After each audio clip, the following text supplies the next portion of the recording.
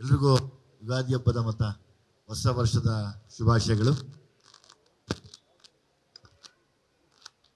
ಯಾವಾಗಲೂ ನಾವು ನಟರು, ಸಿನಿಮಾದವರು ಮೊದಲು ಥ್ಯಾಂಕ್ಸ್ ನಾವು ಪ್ರೊಡ್ಯೂಸರ್ಸ್ಗೆ ಹೇಳ್ತೀವಿ. ಸೊ ಹಂಗಾಗಿ ಜಡೇಶ್ ಪ್ರೊಡ್ಯೂಸರ್ಸ್ಗೆ ಇಬ್ಬರಿಗೂ ಫಸ್ಟ್ ಒಂದು ಥ್ಯಾಂಕ್ಸ್ ಹೇಳ್ಬಿಡೋಣ. ನಾವಿಬ್ಬರು ಡೈರೆಕ್ಟರ್ ಆಗಿ, ನಾನು ಹೀರೋ ಆಗಿ, ಸತ್ಯಪ್ರಕಾಶ್ ಸರ್ ಮತ್ತು ಸೂರಜ್ ಅವರೇ, ನೀವಿಬ್ಬರು ಮಾಡಿಕೊಟ್ಟಂಥ ಒಂದು ಒಳ್ಳೆ ನೆನಪಲ್ಲಿ ಉಳಿಯುವಂಥ ದಿನ ಇವತ್ತು ನನಗೆ. ಅದಕ್ಕೆ ಹಿಂದೆ ನಿಂತಿರೋರು ನನ್ನ ತಮ್ಮನ ಸ್ಥಾನದಲ್ಲಿರೋ ಜಡೇಶ್, ಯಾವತ್ತೂ ಮರೆಯೋಕ್ಕಾಗಲ್ಲ. ಸೊ ಹಂಗಾಗಿ ಮೊದಲನೇ ಧನ್ಯವಾದನ ತಮಗೆ, ತಮ್ಮ ಮನೆಯವ್ರಿಗೆ, ಸೂರಜ್ ಅವ್ರಿಗೆ, ಅಕ್ಕ ಅವ್ರಿಗೆ ಎಲ್ಲರಿಗೂ ತಿಳಿಸಿ ವಿಷಯನ ಪ್ರಾರಂಭಿಸ್ತೀನಿ. ಯಾಕೆಂದರೆ ತುಂಬ ಎಮೋಷ್ನಲ್ ಆದ ದಿವಸ ಕೂಡ, ತುಂಬ ವಿಶೇಷ ಕೂಡ ಇವತ್ತು.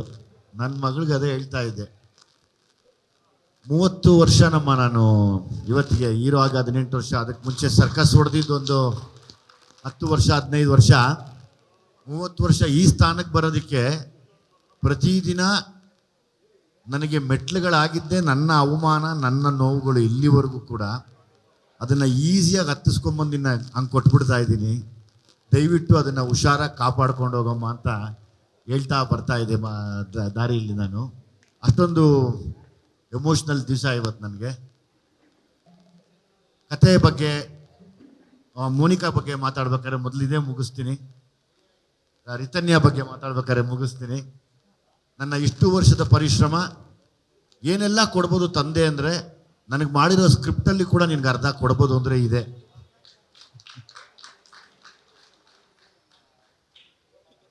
ನಾನೇ ಹೀರೋ ಆಗಿ ಕೂಡ ನಿಂತ್ಕೊಂಡು ಮಾಡ್ಕೊಂಡ್ಬಿಡ್ಬೋದಾಗಿ, ಜಡೇಶ್ ನನಗೆ ನಾನೇ ಬೇಕು ಅಂತ.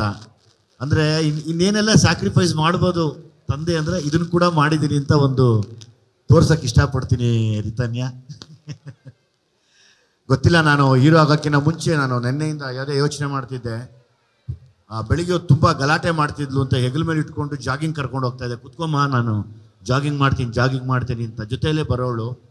ಮೋಸ್ಟ್ಲಿ ಅವಳಿಗೆ ದೇವ್ರು ಅವತ್ತು ಆಶೀರ್ವಾದ ಮಾಡಿದ್ದಾರೆ, ನೀನು ಬರ್ತೀಯ ಹೋಗಿ ನಮ್ಮ ಅಪ್ಪನ ಜೊತೆಲಿ ಅಂತ. ಸೊ ನನ್ನ ಜೊತೆ ನೀನು ಜಾಗ್ ಮಾಡಿರೋಳು, ಲೈಫೆಲ್ಲ ಹೀಗೆ ಜಾಗ್ ಮಾಡ್ಕೊಂಡು ಮುಂದಕ್ಕೆ ಹೋಗಮ್ಮ, ದೇವ್ರು ನಿನ್ಗೆ ಒಳ್ಳೇದು ಮಾಡಲಿ. ಈ ಆಂಜನೇಯ ಸ್ವಾಮಿ ದೇವಸ್ಥಾನದಲ್ಲಿ ಪೂಜೆ ಆಗಿದೆ. ಆಗಲೇ ಕೇಳ್ಕೊಂಡೆ, ನಂದು ತಪ್ಪಿದ್ರೆ ಕ್ಷಮಿಸಿ ಅಂತ. ತಪ್ಪು ಅನ್ನೋದಕ್ಕಿಂತ ಹೆಚ್ಚಾಗಿ ಆಂಜನೇಯನ ಸನ್ನಿಧಿಯಲ್ಲಿ ಸಿನಿಮಾ ಪೂಜೆ ಆಗಿದೆ. ಆಂಜನೇಯನಿಗೆ ರಾಮನ ಮೇಲೆ ಎಷ್ಟು ಭಕ್ತಿ ಶ್ರದ್ಧೆ ಇತ್ತೋ ಅಷ್ಟು ನೀನು ಮಾಡೋ ಕೆಲಸದ ಮೇಲೆ ಇಟ್ಕೋ ಸಾಕು. ತುಂಬ ದೂರಕ್ಕೆ ಕರ್ಕೊಂಡು ಹೋಗ್ತೀಯ, ಅದೇ ಸಾಕ್ಷಿ, ಇನ್ನೇನು ಬೇಡ. ಅಯ್ಯಪ್ಪ ಎಷ್ಟು ರಾಮನ್ನ ಇಷ್ಟಪಡ್ತಿದ್ನೋ, ಎಷ್ಟು ಶ್ರದ್ಧೆಯಿಂದ ಇದ್ನೋ, ಎಷ್ಟು ಅದಕ್ಕೆ ಇಲ್ಲಿವರೆಗೂ ಮಾತಾಡ್ತೀವಿ ಅವ್ರ ಬಗ್ಗೆ.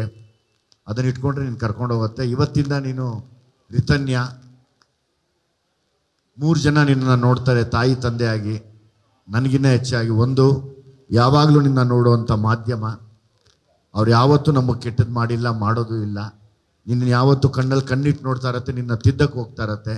ಇನ್ನೊಂದು, ನಮ್ಮನ್ನು ಪ್ರೋತ್ಸಾಹಿಸಿ ನಮಗೆ ಊಟ ಕೊಡುವಂಥ ಅಭಿಮಾನಿಗಳು, ಅವರು ನಿನ್ನನ್ನು ನೋಡ್ತಾ ಇರ್ತಾರೆ. ಇನ್ನೊಂದು, ದೇವ್ರು ನೋಡ್ತಾ ಇರ್ತಾನೆ. 3 ಒಂದೇ, ತಪ್ಪಂದ್ರೆ ಕ್ಷಮಿಸೋದೇ ಇಲ್ಲ. ಎಲ್ರಿಗೂ ಒಂದೇ ಬೇಕು ಪ್ರಾಮಾಣಿಕತೆ. ದೇವ್ರಿಗೂ ಅದೇ ಬೇಕು, ನೋಡೋವ್ರಿಗೂ ಅದೇ ಬೇಕು. ಯಾಕಂದರೆ ಮೀಡಿಯಾ ಅಂದರೆ ಎಲ್ರಿಗೂ ಒಂದು ಭಯ ಅಂತಾರೆ ಯಾವಾಗಲೂ. ನನಗೆ ಭಯ ಇಲ್ಲ. ಅಂದರೆ ಸತ್ಯವಾಗಿದೆ, ಪತ್ರಿಕಾ ಮಾಧ್ಯಮ ಆಗ್ಬೋದು, ದೃಶ್ಯ ಮಾಧ್ಯಮ ಆಗ್ಬೋದು. ಅದನ್ನು ನಾನು ಇವತ್ತು ನಿಮಗೆ ಅದನ್ನು ಎಲ್ಲರ ಮುಂದೆ ಹೇಳೋಕ್ಕೆ ಇಷ್ಟಪಡ್ತೀನಮ್ಮ. ನಿನ್ನ ಜೀವನ ತುಂಬ ಚೆನ್ನಾಗಿರಲಿ, ಸುಖವಾಗಿರು, ಚೆನ್ನಾಗಿರು. ದೇವರು ತುಂಬ ದೊಡ್ಡ ಮಟ್ಟಕ್ಕೆ ಕರ್ಕೊಂಡು ಹೋಗಲಿ ನಿನ್ನ.